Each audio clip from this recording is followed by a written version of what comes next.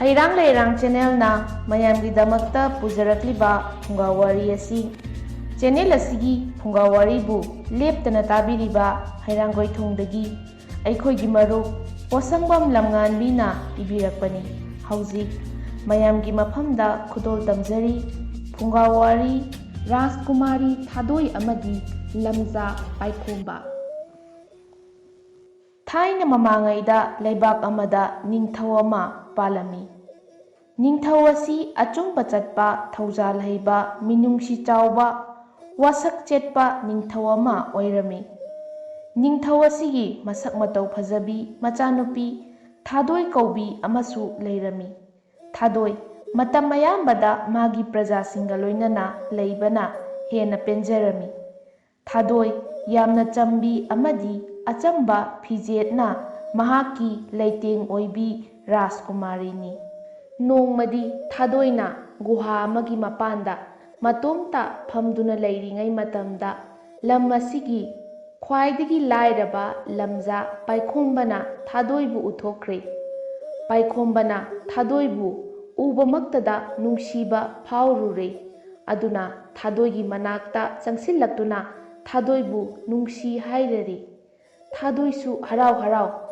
Paikhomba hairiba adu yare Thadoina Paikhomba yengduna asumna hairei ai horen konung yaubaga pabung ningthauda haiduna aikoi anibu luhonghange Thadoigi wasi tabada Paikhombadi masammana chap yungkhre Paikhombana yamna pakhatna hairei mazaibema ai mazaibemani haiba hana khangjahodre aibu ngakpiyu mazaibemani khanghaudabana hairoidaba wa ngangloidaba wa haikre wafam adu iningthauda haibiganu Thadoina asumna khumlai aigi haidokhraba wafamni aihak soidana pakhang nangonda leigani masi aigi warepni asumna mafam masida makoi ani wari khara sanaraga mayumda hanarakli Thadoisu numidangduma wakhaldu irang langi Paikhombasu adumangai adubu mahakti yamna kirami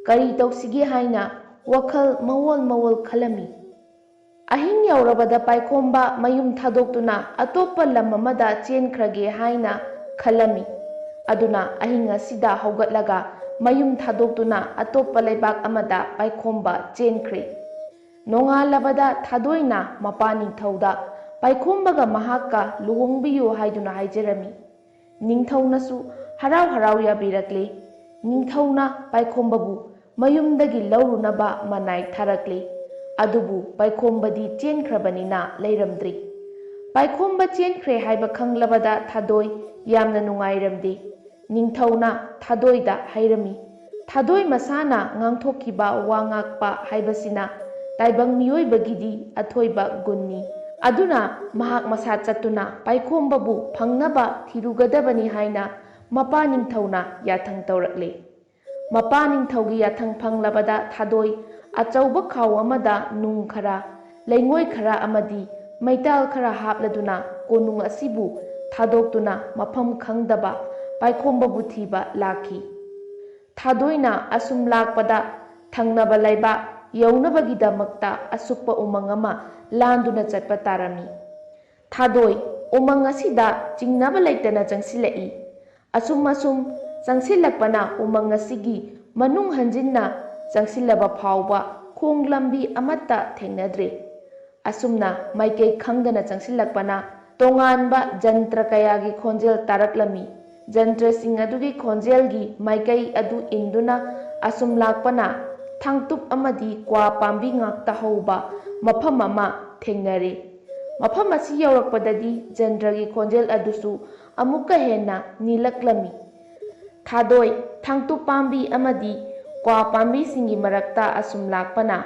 huranba daku taret khak tonganba jantra khara khonglaga leibadu ure Thadoi di huranba daku ni khangdabana asum leptuna makhoi taretna tauribadu mamit kuptana yengduna leire huranba daku taretki manungda amana Thadoibu uthokre adudagi makhoi taruktasu pau hairaduna Thadoibu makhoi taret changduna pharaga thaurina chejet makhong makhut punsile Thadoi makoina tauribadu karisu hairamde.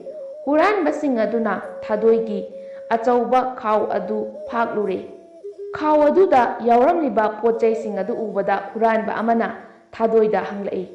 Asuk chaukraba khau asida nung laingoi maital haptuna chatlibasi karigino. Maduda Thadoina khumi. Aidi yam lairaba nupini. Aigi ipuroiba thiba laksabani. Lambida ipuroiba thiba laklibani haiba kauthokiduna seranaba lambida chatkidanabagidamakta asuk lumkraba ama ningsing khodol oina yanduna laklibani. Thadoigi wasi tabada huranba taretmak wadi amata ngangnadana Thadoibu makhoina tongliba hi aduda hapchinduna purakli. Makhoi asum lakpana sahara amada yaurakli. Sahara asida huranba taretna Thadoibu yaw yamna loiba amadi san yamna loiba ina khunba imung amada yonthoklamle. Yumbu aduna magi yawsing senanabagidamakta Thadoibu arapa chingya amada yawsing adu nungti numit khudingi senahalami. Yum madugi san mayam aduna Paikhombana senabazani.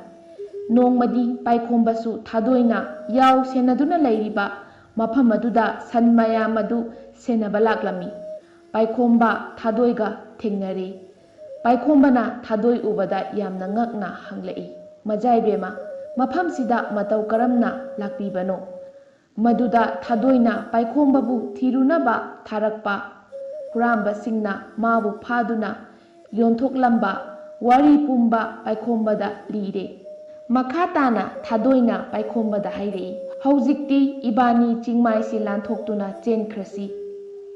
Paikhombana Thadoigi wafamsi tabada yam nungairamde. Thadoibusu hanadagi hena nungsiba phaurakle. Handakti Paikhomba Thadoina hairiba wafamdu hoi mai haidana yari. Haujikti makoyani yaw mayam amadi san mayamdu thadoktuna chingmayadu lanthoktuna lakle. Asum lakpana umang amagi manak yauksilakle. Umang asigi manak hek yauksilakpa sidadi hingai manam wawa namlami. Thadoina Paikhombada hairei. Hingai manam namliba asidi umang asi hingsa yaitambagi makol natraga tinmu laimu phattabagi saktafam soidana oiramgani. Maduda Paikhombana pakhatna adudi aikhoi kamdauni haiduna hanglai. Thadoina matam chupada masadagi ngaihak tabau thadoktana loinariba khaujau aduda yauribasing adu loina haidorakle. Thadoina maitan-singdubu nungna kupna sugairami aduga laingoiga tosinaduna masa pumbada taisilami. Paikhombabusu taisilhale. Asumna taisinba loirabada nungsing adu khaw aduda loina hapchillaga umang adugi manungda changlakli. Haibaga taubaga asum changsilakpada chawkhraba hingsabi ama uthaktagi phan launa chongtharai. Hingsabi adu ubada Paikhomba amadi Thadoi khangprek hek khanglami. Hingsabi adusu makhoi anida yamna ngakna yengduna lei. Tanja asi lauraduna Thadoina yamna kanna lauraduna satramaga loinana asumna hairei. He hingsabi nakonda yamna thuna changkho natrabadi nang aigi khutta nathwai manglagani. Thawaigi wa sitabada hingsabi adu makhoi ani yengduna kanna noksilai. Tanja asida Thadoina magi khaw adudagi nung achauba ahum mari lauthokduna thajinbada hingsabi adu maraibakta paladuna I thokle. Hingsabi adu magi maraibak sokpadagi kiraduna chenkre. Thadoi amasung Paikhomba umang asidagi thunamak chenthoraktuna asum laklami. Khara chatlaga mi taba khungang ama yaurakle. Khungang aduda mi singna Thadoi amadi Paikhombabu atopa sa oiraboi khanduna pharaga makhoi ani ningthauda katlami. Ningthaugi mafamda Thadoina asengba thokhiba wari pumba libadagi ningthauna makhoi anibu phajana iru maithajahanduna phajaba phirol kaya setlanduna mapa ningthaugi manakta phauba thinbirakle. Mapa ningthaugi manak yaurabada Thadoi amadi Paikhomba chauna luhongduna nungaina pankhi.